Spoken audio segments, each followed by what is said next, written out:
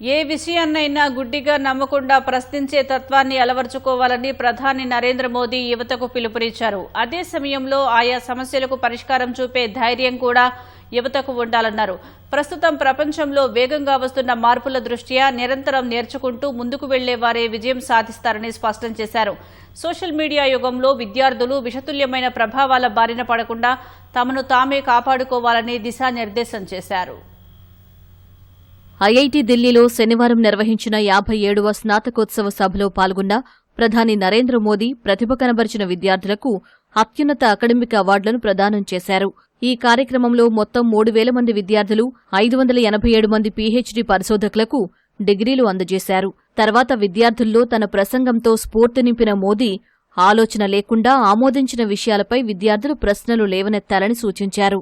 అలా ప్రశ్నించడంతో ఆగకుండా సమాధానాలు కనుగొనే ధైర్యం కూడా ప్రదర్శించాలని మార్గనిర్దేశం చేశారు. సమస్యలకు పరిష్కారాలు చూపే ధైర్యం ఉన్నవారికి సవాళ్లు అవకాశాలుగా మారుతాయన్నారు. జీవితంలో జిజ్ఞాసను, నేర్చుకోవాలనే తపనను సజీవంగా నిలుపుకోవాలని సూచించారు. యువతకు ఎంతగా అధికారం లభిస్తే దేశం అంతగా బలోపేతమవుతుందని ప్రధాని అభిప్రాయపడ్డారు. ప్రస్తుతం అన్ని రంగాల్లో భారత్ స్వావలంబన సాధిస్తోందని, ఇది వికసిత భారతానికి బలమైన పునాదిగా పనిచేస్తుందని వివరించారు. मैं लाइफ की कुछ प्रैक्टिकल बातें भी आपसे शेयर करना चाहता हूं. कैंपस का जीवन और कैंपस के बाहर का जीवन, इन दोनों में बहुत बड़ा अंतर होता है. आईआईटी की परीक्षा में सिलेबस होता है, लेकिन जिंदगी की परीक्षा में सब कुछ आउट ऑफ सिलेबस होता है. और इसलिए लाइफ में क्यूरियोसिटी बनाए रखिए, अपनी लर्निंग इंस्टिंक्ट को जगाए रखिए. जो बातें बिना सोचे समझे स्वीकार कर ली जाती हैं, जरा उन्हें परखिए, उन पर सवाल उठाइए, लेकिन सिर्फ सवाल पूछकर मत रुकिए, उनका समाधान खोजने का साहस भी रखिए.